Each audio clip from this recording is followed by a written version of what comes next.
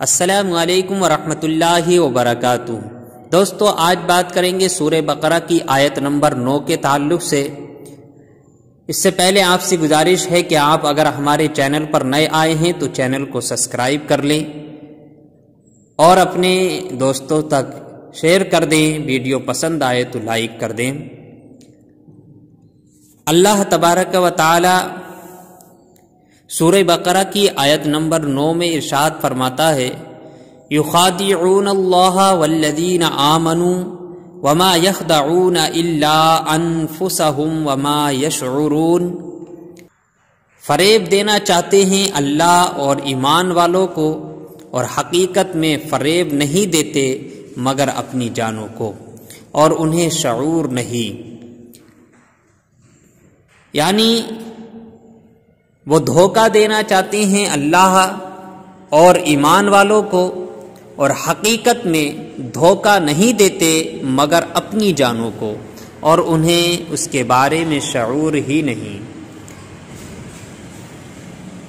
صاحب تفسیر فرماتے ہیں یخادعون اللہ، وہ اللہ کو دھوکہ دینا چاہتے ہیں۔ یہاں منافقین کا ذکر ہو رہا ہے، اور منافقین کس طرح صحابہ اکرام کو دھوکہ دیتے تھے، اور آج بھی جو منافقین ہیں وہ مسلمانوں کو کس طرح دھوکہ دینا چاہتے ہیں۔ وہ اللہ کو دھوکہ دینا چاہتے ہیں، مسلمانوں کو دھوکہ دینا چاہتے ہیں۔ حقیقت میں وہ دھوکہ مسلمانوں کو یا اللہ کو نہیں دیتے بلکہ اپنے آپ کو ہی دھوکہ دیتے ہیں، اپنی جانوں کو ہی دھوکہ دیتے ہیں۔ اللہ تعالی اس سے پاک ہے کہ اسے کوئی دھوکہ دے، یعنی اسے کوئی دھوکہ دے ہی نہیں سکتا۔ یہ اس چیز سے پاک ہے اللہ تعالی کہ اسے کوئی دھوکہ دے، بلکہ اسے کوئی دھوکہ دے سکے یہ ہو نہیں سکتا۔ وہ تمام پوشیدہ یعنی چھپی ہوئی باتوں کا جاننے والا ہے۔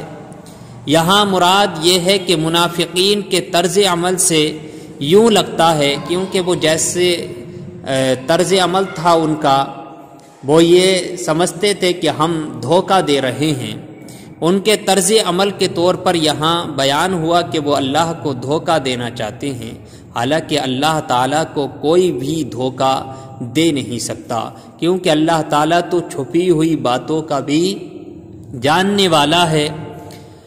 کہ وہ خدا کو دھوکہ دینا چاہتے ہیں یا یہ کہ خدا کو فریب دینا، یہی ہے کہ وہ رسول اللہ صلی اللہ علیہ وسلم کو دھوکہ دینا چاہتے ہیں، کیونکہ حضور پر نور صلی اللہ علیہ وسلم اللہ تعالیٰ کے نائب اور خلیفہ ہیں، اور انہیں دھوکہ دینے کی کوشش گویا کہ خدا کو دھوکہ دینے کی طرح ہیں۔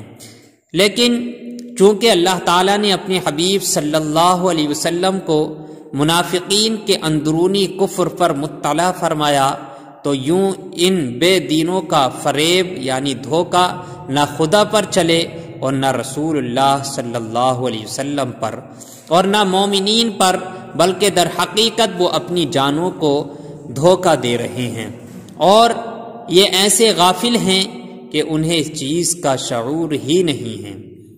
ظاہر اور باطن کا تضاد بہت بڑا عیب ہے۔ اس آیت سے معلوم ہوا کہ ظاہر اور باطن کا تضاد بہت بڑا عیب ہے۔ یہاں منافقت ایمان کے اندر ہو تو سب سے بدتر ہے، اور اگر عمل میں ہو تو ایمان میں منافقت سے تو کم تر ہے، لیکن فی نفسی ہی سخت خبیث ہے۔